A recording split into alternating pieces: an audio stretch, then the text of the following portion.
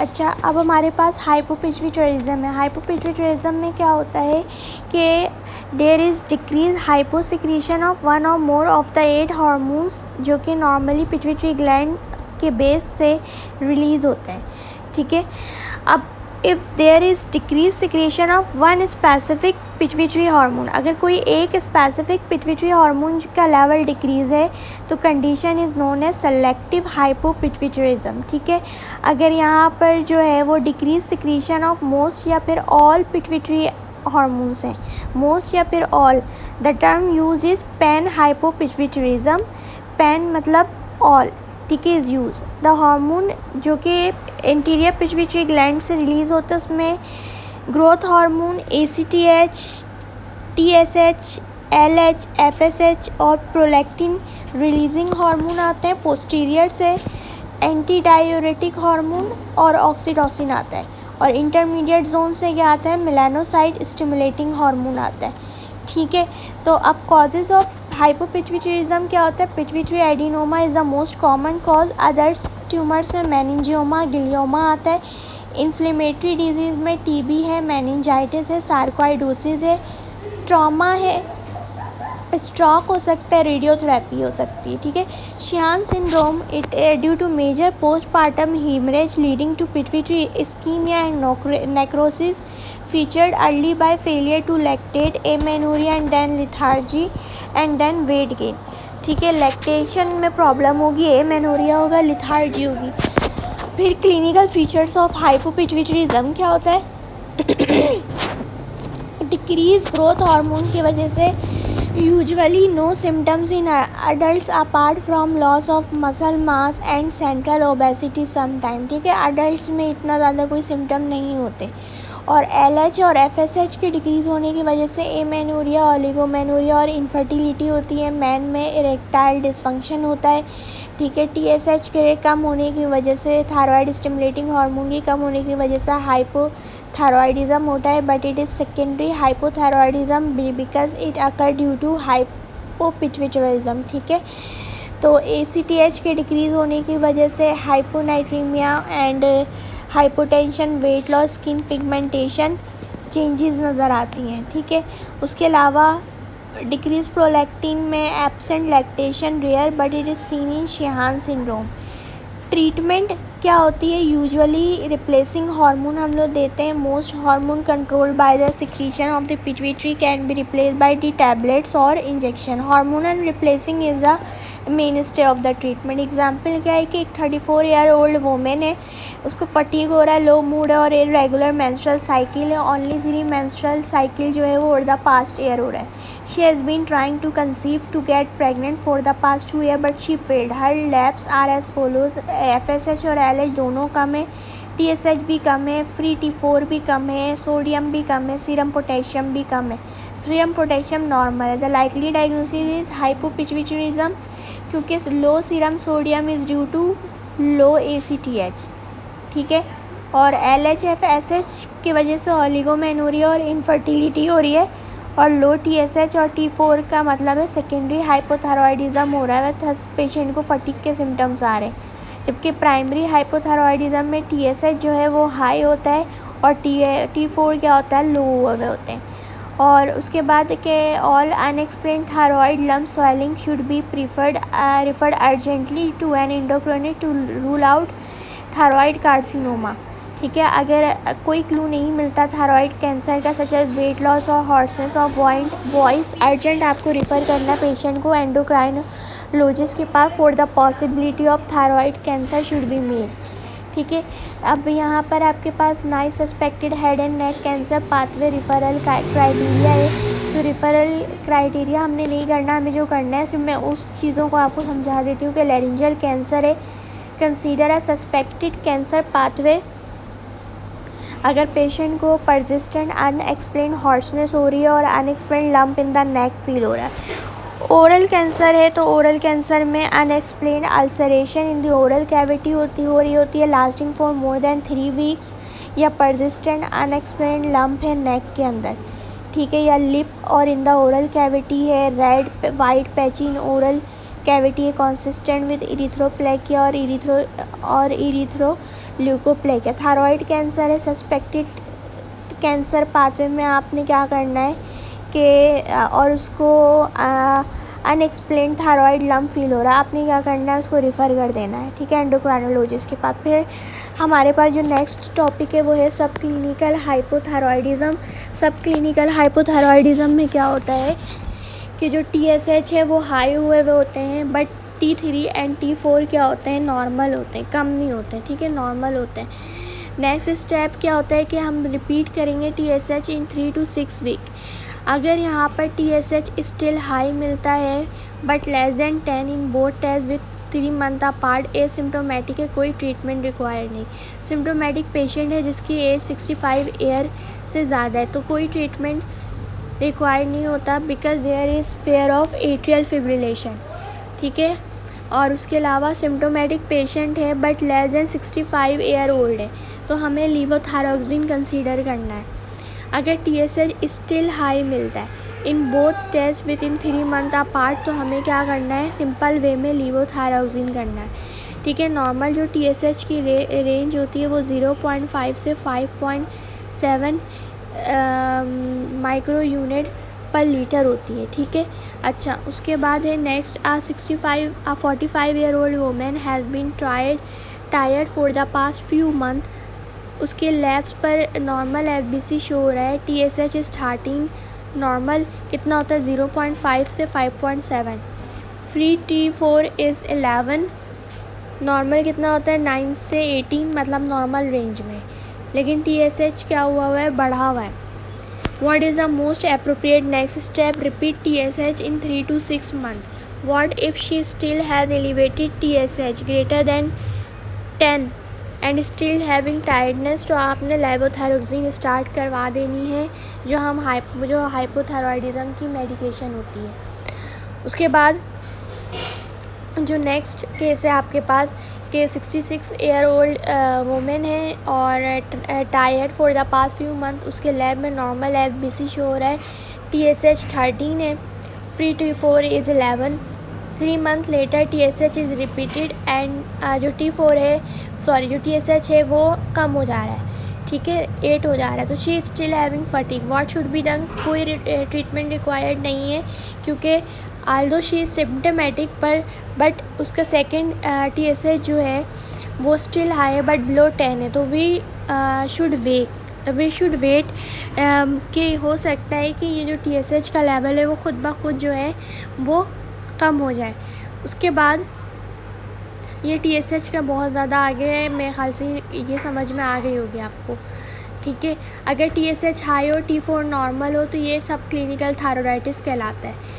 और सब clinical hypothyroidism है तो manage in primary care. Subclinical hypothyroidism है और plus she is planning to get pregnant to refer to an endocrinologist, ठीक है। 30 ईयर ओल्ड मैंने उसको एक्सट्रीम थर्ड पॉलीयूरिया हो रहा है over the last month. Her labs में normal except a mild hypernatraemia, तो इट इज़ डायबिटीज़ इंसिपीडियस क्योंकि इनिशियल टेस्ट यूरिन ऑस्मोलैलिटी होता है which is low in diabetes insipidus, ठीक है। अगर आपके पास to differentiate central from nephrogenic तो आपने फ्लूइड डिप्रिवेशन टेस्ट करना है फॉलोड बाय डेस्मोप्रेसिन या वेजोप्रेसिन एडमिनिस्ट्रेशन। अगर जो है वो आपके पास यूरिन ऑस्मोलैलिटी बढ़ जाती है तो इसका मतलब जो है वो सेंट्रल डायबिटीज़ इंसिपीडियस, अगर नहीं बढ़ती तो नेफ्रोजेनिक है, ठीक है। फिर उसके बाद constipation, fatigue, body ache, high serum calcium, high parathyroid hormone, low serum phosphate, history of renal stone, colic, ठीक है। तो it is primary hyperparathyroidism, refer for parathyroidectomy. Cinacalcet is reserve for patient who are unsuitable for surgery. अगर कोई surgery का option ना हो hyper parathyroidism के patient में तो हम बिसफॉस्फोनेट स्टार्ट करवाते हैं प्लस कीना कैलकेट स्टार्ट करवाते हैं, ठीक है। बिसफॉस्फोनेट क्या करता है, बोन मिनरल डेंसिटी को इम्प्रूव करता है और कीना कैलसेट क्या करता है, हाइपर कैल्सीमिया को करेक्ट करता है।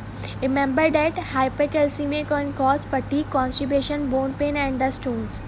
Then the next question is nausea, vomiting, abdominal pain और लो सोडियम हाई पोटेशियम है। अदर्स में hyperpigmentation, weight loss, postural hypotension, fatigue हो रहा है। थिंक फॉर एडिसन डिजीज़ हम क्या करेंगे, शॉर्ट ACTH स्टिमुलेशन टेस्ट करेंगे which is short Synacthen test कहलाता है ये, ठीक है। उसके बाद one fasting glucose test is normal और एसिम्प्टोमेटिक पेशेंट है, आपको रिपीट करना है फास्टिंग ब्लड ग्लूकोज। देन ये अगेन हमारे पास सेम केस आ रहा है। देन ये है लैडा का case, latent auto immune diabetes adulthood, बताया है कि ये वेरिएंट होता है डायबिटीज टाइप 1 का, ठीक है। इसकी इंसीडियस ऑनसेट होती है, तो diagnose in 3rd and 5th decade में भी ये डायग्नोज हो सकता है, आल्दो ये होता है डायबिटीज़ टाइप 1 है, ठीक है। पीपल जो है वो यूजुअली थिन होंगे। और presently any B cell antibody अगर सस्पेक्टेड है, अगर हम सस्पेक्ट कर रहे हैं कि ये लैडा है, तो हमें क्या करना होगा, गैड एंटीबॉडीज़ ऑफ़र करना होगा। ग्लूटामिक एसिड डीकार्बोजाइलेज एंटीबॉडीज़ कहलाती है। ट्रीटमेंट क्या होती है, like type 2 diabetes mellitus the need to insulin occur earlier, ठीक है। एग्जाम्पल्स ऑफ हाइपरथायरॉयडिज्म, एक पेशेंट है उसको हाइपरथायरॉयडिज्म है और swelling of the right lobe of the thyroid gland है। Isotope show increase radio iodine uptake in solitary region of the right lobe of the thyroid gland while it is slow in the rest. Both TPO and TSH are negative. It is not a grave, it is solitary nodular goiter, ठीक है। Then the other case is एक pregnant women है, अपने second trimester में 25th week चल रहा है, present to an endocrine clinic with history of confirm hyperthyroidism. ये वो किसी मेडिकेशंस पे नहीं है, उसका smooth goitre, her heart rate is 115, TSH is low, free T4 is high, thyroid peroxidase is positive. What is the most likely diagnosis and the most appropriate test. देखो TPO is positive but it is indicative of autoimmune disease, it could भी आधा grave में भी ये बढ़ा हुआ होता है, हैशीमोटोज में भी बढ़ा हुआ होता है। आल्दो हैशीमोटो हाइपो कंडीशन है और ग्रेव हाइपर कंडीशन है, ठीक है। सिंस T4 इज़ हाई तो हमें क्या करवाना होगा, तो it is hyperthyroidism, it is most likely a Grave disease. तो safest treatment for pregnant women anti thyroid medications होती हैं, जिसमें प्रोपाइल थायोरेसिल आ जाता है, ये सेकेंड ट्राइमेस्टर में प्रेजेंट किया तो हम कार्बिमाजोल देंगे, not surgery for radio active iodine, ठीक है। तो या तो ये पेशेंट कार्बिमाजोल रिसीव कर सकती है या तो प्रोपाइल थायोरेसिल रिसीव कर सकती है। अगर प्रोपाइल थायोरेसिल आप देना चाहते हो तो वो या तो वो फर्स्ट ट्राइमेस्टर में हो, पोस्टपार्टम हो या प्री कॉन्सेप्शन में, तो सेकेंड ट्राइमेस्टर में हम कार्बिमाजोल देते हैं, ठीक है। और बीटा ब्लॉकर्स दिया जा सकता है for palpitation but it does not treat the hyperthyroidism and this pregnant women needs her hyperthyroid to be control during pregnancy. उसके बाद शिहान सिंड्रोम है, जिसको पोस्टपार्टम हाइपोपिट्यूटरिज्म कहा जाता है। क्यों होता है, due to pituitary ischaemia infection due to severe postpartum haemorrhage, ठीक है। सीवियर पोस्टपार्टम हेमरेज में सीवियर हाइपोटेंशन होता है, पिट्यूटरी इस्कीमिया एंड नेक्रोसिस के बाद हाइपोपिट्यूटरिज्म हो जाता है, ठीक है। अब decrease in pituitary gland hormone कौन से, सारे पैन हाइपोपिट्यूटरिज्म होता है। ग्रोथ हार्मोन भी कम हो जाएगा, TSH, प्रोलैक्टिन, LH, FSH और ACTH। The earlier and the most important feature to remember is agalactorrhoea, failure to lactate and amenorrhoea. तो TSH चल होगा तो उसके सिम्टम्स आएंगे। बेस्ट इनिशियल टेस्ट क्या होता है कि प्रोवोकेटिव हार्मोनल टेस्टिंग करते हो। मोस्ट एक्यूरेट टेस्ट क्या होता है, MRI of the pituitary gland and hypothalamus करवा दो to rule out the tumour और अदर पैथोलॉजी। और ट्रीटमेंट क्या होती है शिहान सिंड्रोम की या पैन हाइपोपिट्यूटरिज्म की, कि लाइफ लॉन्ग हार्मोनल रिप्लेसमेंट देना होता है। देन इसका केस है हमारे पास कि एक 30 ईयर ओल्ड वुमेन प्रेजेंट करती है complaining of tiredness, feeling lethargic and a history of increasing weight over the past few month. She had vaginal delivery 6 months ago and at that time she suffered from a major postpartum bleeding, ठीक है। Bleeding की history दे दी। She had to feed her child a formula milk as she could not lactate him, ठीक है। Her menstrual cycle are absent since that event, तो this is Sheehan syndrome। The likely structure that results in heart symptom that is pituitary gland ischaemia या necrosis हुई हुई है, जिसकी वजह से और क्योंकि पोस्टपार्टम ब्लीडिंग की हिस्ट्री है तो दैट इज़ शेहान सिंड्रोम। उसके बाद देन द अदर केस दोबारा से डिलीवरी वगैरह की हिस्ट्री दी हुई है, then it is again example number 2 is Sheehan syndrome. Then the other case है हाई और नॉर्मल पैराथायरॉयड हार्मोन है, हाई कैल्शियम है, लो फॉस्फेट है। ये हमने बार बार कर लिया है, तो ये याद होना चाहिए कि अगर आइसोलेटली कैल्शियम हाई आ रहा है तो that is primary hyper parathyroidism, लेकिन आपके पास कैल्शियम लो आ रहा है, फॉस्फेट हाई या नॉर्मल है और पैराथायरॉयड हाई है तो that is secondary hyperparathyroidism commonly due to vitamin D deficiency. End stage renal failure plus high parathyroid hormone, high calcium, high phosphate, सारी चीज़ें बढ़ी हुई है, टर्शरी हाइपर पैराथायरॉयडिज्म कहलाता है। रिनाल डिजीज़ में low parathyroid hormone renal disease है, low parathyroid hormone है, प्लस हाई कैल्शियम है, हाई फॉस्फेट है, हिस्ट्री ऑफ स्मोकिंग है, तो that is bone metastasis possibly due to a lung cancer. Smoking की हिस्ट्री दे दी है, रिनाल डिजीज़ मेंशन कर दिया है, पैराथायरॉयड हार्मोन कम है लेकिन फिर भी कैल्शियम हाई है और फॉस्फेट भी हाई, तो it is most likely metastasis due to malignancy. Low sodium में low serum osmolality, high urine osmolality, that is SIADH, ठीक है। और डायबिटीज़ इंसिपिडियस में क्या, सियाड में क्या चीज़ कम होती है, सोडियम एंड सीरम ऑस्मोलैलिटी, और डायबिटीज़ इंसिपिडियस में सिर्फ यूरिन ऑस्मोलैलिटी कम होती है। और water overloaded and glucocorticoid insufficiency, there is low serum sodium. अगर किसी को वाटर ओवरलोड या ग्लूकोकॉर्टिकॉइड इनसफिशिएंसी हो जाती है तो उसमें लो सीरम सोडियम होता है, हाइपोनेट्रीमिया, और यूरिन ऑस्मोलैलिटी नॉर्मल भी हो सकती है और डिक्रीज़ भी हो सकती है। In diabetic patient who have heart failure है और रिड्यूस इजेक्शन वॉल्यूम है, इन एडिशन टू मेटफॉर्मिन आप और कौन सी मेडिकेशन दे सकते हो, इसमें आप SGLT2 इनहिबिटर्स जिसमें डैपाग्लिफ्लोजिन आ जाता है। SGLT2 inhibitors are added to medications of heart failure which are beta blockers, inhibitor aldosterone antagonists to reduce the cardiovascular death, ठीक है। उसके बाद आपके पास क्या है,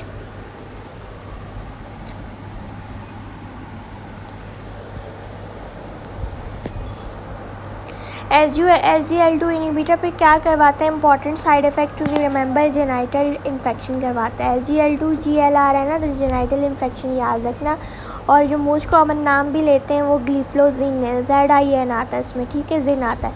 उसके बाद patient with low serum sodium level, उसमें आपको क्या करना होगा, supplement of calcium and vitamin D देना होगा। Hypothyroidism versus other important diagnosis, तो ये हमने पहले कर लिया है, पर खैर इसका केस हम लोग ये भी केसेस भी हमने पिछले कर लिए हैं, ये दोबारा से रिपीट हो रहा है यहाँ पर, ठीक है। उसके बाद हम आ जाते हैं नेक्स्ट सिनेरियो पे, डैट इज ये अ 66 ईयर ओल्ड वोमेन है, प्रेजेंट करती है with back pain that has been worsening over the past 5 month. उसके लेफ्ट पर स्लाइटली लो कैल्शियम है, ठीक है, नॉर्मल फॉस्फेट है, हाई पैराथायरॉयड हार्मोन है, लो विटामिन डी है। Low vitamin D, low calcium, normal phosphate और high parathyroidism, high parathyroid hormone. Her renal function test is normal, तो what is the most likely cause of her symptom, that is primary hyper parathyroidism भी हो सकता है, pseudo hypoparathyroidism भी हो सकता है, विटामिन डी की डेफिशिएंसी भी हो सकती है, ठीक है। क्योंकि यहाँ पर आपके पास क्या मेंशन नहीं किया है, आपको जो है वो फॉस्फेट का लेवल मेंशन नहीं किया, ठीक है। फॉस्फेट का लेवल मेंशन किया है कि नॉर्मल फॉस्फेट, और हम सेकेंडरी को तो सोच ही नहीं सकते, ठीक है। तो आइदर इट इज़ प्राइमरी या फिर due to vitamin D deficiency, ठीक है। प्राइमरी हाइपर पैराथायरॉयडिज्म में क्या होता है, PTH, आपने 3 चीज़ें सोचनी, ठीक है। प्राइमरी हाइपर पैराथायरॉयडिज्म में क्या होता है, PTH हाई होता है, कैल्शियम हाई होता है, फॉस्फेट कम होता है, तो her calcium is low, pH is normal, तो ये प्राइमरी हाइपर पैराथायरॉयडिज्म तो नहीं हो सकता। सूडो हाइपर पैराथायरॉयडिज्म में क्या होता है, PTH हाई होता है, कैल्शियम कम होता है, फॉस्फेट हाई होता है, तो सूडो हाइपोपैराथायरॉयडिज्म जो है वो कंजेनाइटल भी होता है। Hypocalcaemia is associated with high parathyroid hormone and high phosphate. तो the case here is secondary hyperparathyroidism due to vitamin D deficiency. ठीक है, इसमें क्या होता है कि पीटीएच हाई होते, कैल्शियम कम होते और नॉर्मल फॉस्फेट या फिर इंक्रीज फॉस्फेट होता है। विटामिन डी डेफिशिएंसी की वजह से जो है वो डिक्रीज एब्जॉर्प्शन ऑफ कैल्शियम होती है in the GIT which leads to hypocalcaemia और which stimulate parathyroid hormone release which is secondary hyperparathyroidism. ठीक है, then the other case is 58-year-old man present to the GP surgery for lethargy and being thirsty most of the time. वो multivitamins ले रहा है और उसका जो blood result है वो उसमें normal sodium, potassium, creatinine, GFR, TSH, ALT, AST, ALP सब नॉर्मल है। जबकि जो पैराथायरॉयड हार्मोन है वो 8.4 आ रहा है, बढ़ा हुआ है। ठीक है, what is the most likely diagnosis. देख लो आपने क्या किया, फॉस्फेट आपको जो है वो सीरम कैरेक्टेड कैल्शियम आपको बढ़ा हुआ दिखा रहा है और पैराथायरॉयड हार्मोन जो है वो क्या दिखा रहे हैं, बढ़ा हुआ दिखा रहे हैं। तो that is primary hyperparathyroidism. Then हम नेक्स्ट केस पर आते हैं कि ये भी हम लोगों ने बार बार कर लिया कि एडिसन डिजीज़ पहले से थी उसको और सेप्सिस या फिर सर्जरी हो गई जिसकी वजह से एक्यूट एक्सर्बेशन हो गई। एक्यूट एक्सर्बेशन में हम क्या करते हैं, आईवी हाइड्रोकॉर्टिसोन देते हैं और नॉर्मल सलाइन दिया जाता है। ठीक है, और अगर हाइपोग्लाइसीमिया प्रेजेंट होगा तो उसको करेक्ट किया जाएगा। But the main stage of treatment for Addison disease is IV hydrocortisone followed by IV normal saline. ये चीज़ें भी हमने बार बार कर ली, उसको मलेशिया वगैरह के केस और link between gliflozin and DK. You should remember बस वन चीज़ के आपको ये याद रखना है कि SGLT2 इनहिबिटर जो होते हैं हमारे पास, जिसमें ग्लिफ्लोजीन आ जाता है, कैनाग्लिफ्लोजीन आ जाता है, ये डायबिटिक कीटोएसिडोसिस के रिस्क को बढ़ाते हैं। ठीक है, तो आपने ये बात याद रखनी है कि SGLT2 inhibitors can cause euglycaemic DKA। ठीक है, अच्छा इसमें क्या होगा, patient present with all features of DK such as nausea होगा, vomiting, abdominal pain, diarrhoea, dehydration, extreme lethargy, but the random blood glucose is not elevated, that is less than 11.1। ठीक है, तो अगर आप DK को कंफर्म करना चाहते हो तो आप कैपिलरी कीटोन टेस्ट कर लो which is quick and accurate, या फिर यूरिन कीटोन या ब्लड गैस कर सकते हो। तो the first step of DK would be rehydration. ठीक है, और डायबिटिक पेशेंट है जिसको हार्ट फेलियर है, रिड्यूस इजेक्शन फ्रैक्शन, हम कौन सी मेडिसिन दे सकते हैं, तो SGLT2 इनहिबिटर्स दे सकते हैं। ठीक है, अच्छा SGLT2 इनहिबिटर्स जो है ना can be added to the medications of heart failure. देखो हार्ट फेलियर का जो पेशेंट है वो already beta blocker, ACE inhibitor, aldosterone antagonist ले रहा होता है। अगर आप इसमें SGLT2 इनहिबिटर्स ऐड कर देते हो तो this all combination will reduce the cardiovascular death. In diabetes mellitus with heart failure है, मेटफॉर्मिन ऐड कर रहा है एंड तो आपने क्या ऐड करना है उसमें, फ्लोजीन फैमिली ऐड करनी है। ठीक है, फ्लोजीन फैमिली का मतलब क्या है, SGLT2 इनहिबिटर्स। ठीक है, अच्छा पेशेंट को वेट गेन है, इजी ब्रूजिंग है, BP इंक्रीज है, एब्डोमिनल स्ट्राई, वीकनेस है और पोटेशियम का लेवल डिक्रीज हुआ है। Think of Cushing syndrome. 24 hour urinary cortisol या ओवरनाइट डेक्सामेथासोन सप्रेशन टेस्ट आप करवा सकते हो। 24 urinary cortisol is the initial test and for suspicion of Cushing syndrome we offer overnight dexamethasone suppression test. ठीक है, एक हेड इंजरी का patient है, followed by increase urination, polyuria and increase water drinking, serum sodium is high, hypernatraemia. The most likely diagnosis is diabetes insipidus, either cranial, it is cranial. ठीक है, क्योंकि head injury हुई है। तो most likely abnormal value क्या होगी, plasma and urine osmolality. या diabetes insipidus में हाइपरनेट्रीमिया होता है, हाई सीरम प्लाज्मा ऑस्मोलैलिटी होती है और डिक्रीज यूरिन ऑस्मोलैलिटी होती है। ठीक है, और जो इलेक्ट्रोलाइट एबनॉर्मलिटीज़ होती है उसमें hypokalaemia, hypercalcaemia can be seen in nephrogenic diabetes इंसिपिडियस but not in central. ठीक है, सेंट्रल में आपको क्या मिलेगा, हाइपरनेट्रीमिया मिलेगा। ठीक है। और नेफ्रोजेनिक में आपको हाइपोकैलेमिया और हाइपरकैल्सीमिया मिल सकता है।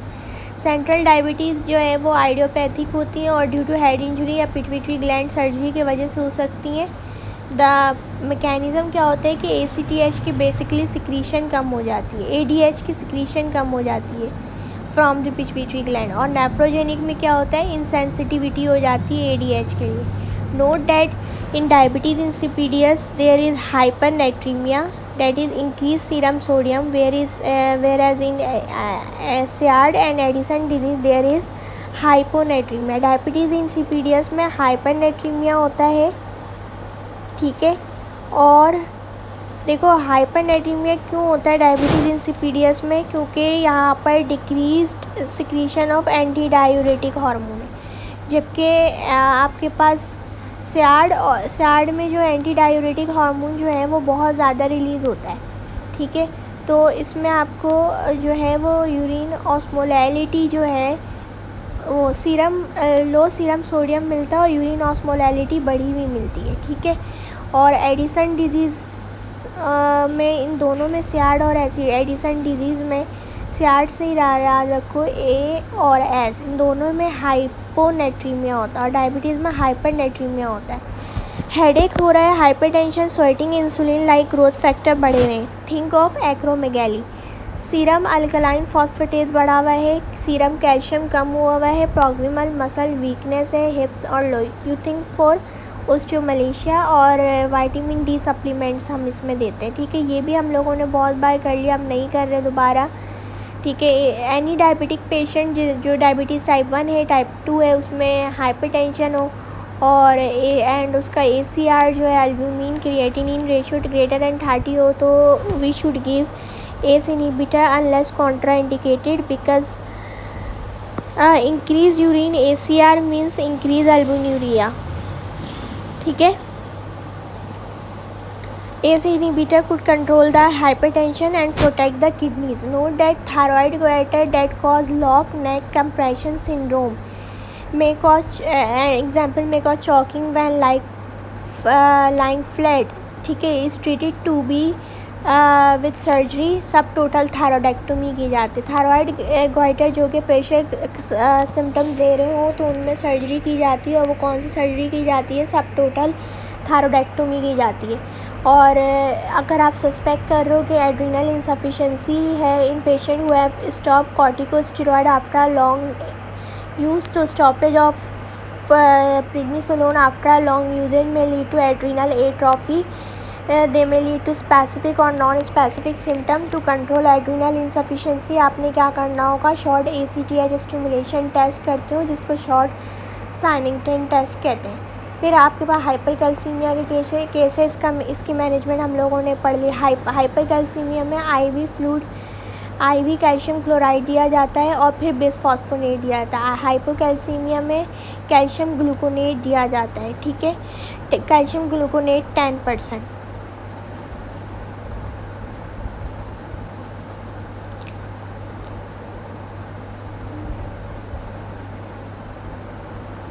अच्छा, उसके बाद हाइपोकैल्सीमिया के जो सिम्टम होंगे वो स्पाज्मोटिक होते हैं, स्पाज्म होगा, पेरिओरल पेरिस्थेसिया, एंजियस, सीजर्स, ठीक है, मसल टून इंक्रीज़ हो जाता है in smooth muscle, orientation impaired and confuse, dermatitis होता है, पेडिगो हर्पेटिफॉर्मिस होता है, और वॉस्किट साइंग होता है, ठीक है। और कार्डियो वॉस्किट साइंग मतलब आप पैरोटिड ग्लैंड के ऊपर टैप करोगे तो dairy twitching of facial muscle. Trouser saying होता है कि अगर हम ब्रेकियल आर्टरी को ऑक्लूड करते हैं तो there is a wrist flexion. तो दिस ट्राउजर साइन और वॉस्किट sign are present in hypocalcaemia, ठीक है। ट्रीटमेंट फॉर हाइपरथायरॉयडिज्म ये हमने बार बार कर लिया है। उसके बाद when to use thyroidectomy to treat hyperthyroidism, आपने कब सर्जरी को अपॉइंट करना है अगर पेशेंट हाइपरथायरॉयडिज्म के साथ आता है। अगर उसकी पुअर कॉम्प्लेंस है with medication, with anti thyroid medication, severe Graves ophthalmopathy है, रिलैप्सिंग ग्रेव डिजीज़ है, local compression of the enlarge thyroid gland आ रहा है विच कॉज डिफ़िकल्ट ब्रीथिंग। अब ग्रेव डिजीज़ की बात कर लेते हैं। ग्रेव डिजीज़ हमने पहले भी किया अभी प्रीवियस वीडियोस में कि ऑटो इम्यून डिजीज़ है जिसमें हाइपर थायरॉयडिज्म आता है। और मैनिफेस्टेशन ऑफ ग्रेव डिजीज़ क्या होती है कि weight loss despite good appetite, tremor, tachycardia, palpitation, feeling hot and sweaty. Ophthalmopathy होती है periorbital oedema, lid lag, lid retraction. Lab investigation में TSH कम होगा, T3 T4 हाई मिलेगा, पॉजिटिव ऑटो एंटीबॉडीज़ TPO मिलेंगे but that is not specific. Anti thyroid drugs में carbimazole और प्रोपाइलथायोसिल हो जाता है अगर रिलैप्सिंग ग्रेव डिजीज़ है या फिर सीवियर ऑप्थेल्मोपैथी है और या फिर लार्ज मास है जो कि ब्रीथिंग डिफ़िकल्टी करवा रही है तो आपने थायरोडेक्टोमी कर देना है। ठीक है, तो एक्सोमथेल्मोस, एप्थेल्मोप्लेजिया, लिड लैग और लिड रिट्रैक्शन, पेरिटिबियल मैक्सिडोमा, थायरॉयड एक्रोपैकी। ठीक है, और पहले तो हम एंटी थायरॉयड ड्रग ही इस्तेमाल करते हैं, कार्बिमाजोल और पैराथायरॉयड, प्रोपाइलथायोसिल। लेकिन अगर रिलैप्सिंग कंडीशन होती है जैसे तो फिर हम थायरोडेक्टोमी कर देते हैं। उसके बाद जो है इन अ पेशेंट विद हाइपोथायरॉयडिज्म जो कि पहले ही जो है वो लीवोथायरोक्सिन पे है, उसका जो TCH है वो स्टिल हाई आ रहा है और T3 एंड T4 जो है वो लो है। इसका मतलब आपने क्या करना है कि लीवोथायरोक्सिन के डोज को हाई कर देना है। ठीक है, उसके बाद डायबिटीज़ इंसिपिडियस है। सेंट्रल में क्या होता है, डिक्रीज ADH की वजह डिक्रीज ADH की सिक्रीशन होती है आफ्टर हेड ट्रोमा, और नेफ्रोजेनिक में increase ADH resistance in the kidney. तो आपके पास SIAD और डायबिटीज़ इंसिपिडियस में डिफरेंस कर लेते हैं। हाइपोनेट्रीमिया होता है SIAD में और डायबिटीज़ में हाइपरनेट्रीमिया। उसके बाद SIAD में लो सीरम ऑस्मोलैलिटी होती है, इंसिपिडियस में हाई सीरम ऑस्मोलैलिटी होती है। इनएप्रोप्रिएट ADH में क्या होता है, हाई यूरिन ऑस्मोलैलिटी होती है और उसके बाद इंसिपिडियस में क्या होता है, लो यूरिन ऑस्मोलैलिटी होती है। ठीक है, उसके बाद हेड इंजरी का जब भी केस देगा उसके बाद पेशेंट पॉलीयूरिया पॉलीडिप्सिया के साथ प्रेजेंट कर रहा है और हाई सीरम सोडियम है तो डायबिटीज़ इंसिपिडियस होगा और most likely abnormal value is the plasma and urine osmolality. तो ये चीज़ें हम लोगों ने बार बार कर ली। जबकि नेफ्रोजेनिक में क्या होता है, डायबिटीज़ इंसिपिडियस में हाइपोकैलेमिया और हाइपरकैल्सीमिया हो सकता है। एक patient headache, palpitation, hypertension, anxiety और स्वेटिंग के साथ प्रेजेंट कर रहे हैं तो दैट इज़ फियोक्रोमोसाइटोमा। ठीक है, तो 24 hour collection of urine metanephrines करते हैं। Don't make the following normal value fall for you. Parathyroid hormone is typically elevated in the following cases, primary hyperparathyroidism but it can be normal. Primary hyperparathyroidism में बढ़ी हुई भी हो सकती है, कम भी हो सकती है। विटामिन D डेफिशिएंसी, ओस्टियोमलेशिया, कोन सिंड्रोम में सीरम पोटेशियम जो है वो यूजुअली क्या होते हैं, डिक्रीज़ होते हैं but it can be normal. Blood pressure in phaeochromocytoma क्या होता है, एलिवेटेड होता है, however in around 10% it is normal, normotensive. ठीक है, फॉर न्यूरोपैथिक पेन हम क्या करते हैं कि हम जो है अगर किसी पेशेंट को, डायबिटिक पेशेंट को टिंगलिंग, नमनेस और burning pain in his feet आ रहा है तो आपने क्या करोगे, आप इन 4 में से कोई भी ड्रग दे सकते हो। तो इसके लिए एक निमोनिक है, awake goes the neuropathic pain. Away के A से एमिट्रिप्टालिन, गोज की G से गाबापेंटीन, ठीक है, और D से डुलेक्सिटीन और P से प्रीगैबालिन। तो अब एमिट्रिप्टालिन, गाबापेंटीन, डुलेक्सिटीन और प्रीगैबालिन इन चारों में से कोई भी मेडिसिन आप दे सकते हो। फिर सिनेरियो हमारे पास डायबिटीज़ का अगेन के एक पेशेंट है जिसका अभी कॉलेसिस्टेक्टोमी हुई है, सर्जरी हुई है। ठीक है, और आफ्टर द ऑपरेशन जो है वो रिजल्ट ऑफ इस blood test is high serum glucose level और उसका एज HbA1c बहुत ज़्यादा बढ़ा हुआ है, 68 है। उसका ब्लड प्रेशर जो है वो 140/80 है। ठीक है, हाइपरटेंसिव है ये पेशेंट और BMI जो है वो 27 है। वो भी ये ओवरवेट है। What is the most like appropriate management, तो इसमें हमें क्या करना है, मेटफॉर्मिन स्टार्ट कर देनी है।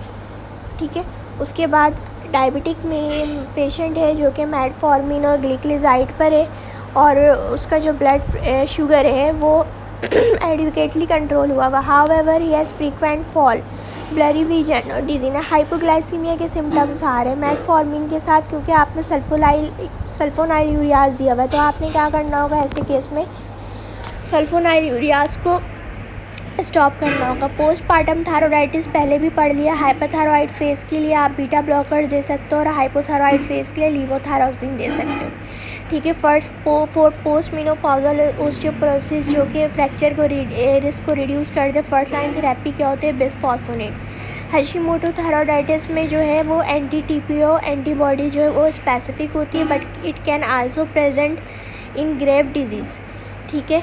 और ग्रेव डिजीज़ में जो है वो क्योंकि ये हाइपर पैराथायरॉयडिज्म की कंडीशन है लेकिन ऑटो इम्यून है, तो इसमें जो मोस्ट स्पेसिफिक होता है वो एंटी TSHR एंटीबॉडीज़ होती हैं, ठीक है। देयर आर आई मैनिफेस्टेशन जैसे lid lag, lid retraction, exophthalmos, gritty sensation in eyes और प्रोप्टोसिस के सिम्टम्स आएंगे पेशेंट को ग्रेव डिजीज़ में। ऑप्थेल्मोपैथी के सिम्टम्स आएंगे, ठीक है। तो बस यहाँ पर हमारा एंड होगा, सेशन कंप्लीट हो जाता है।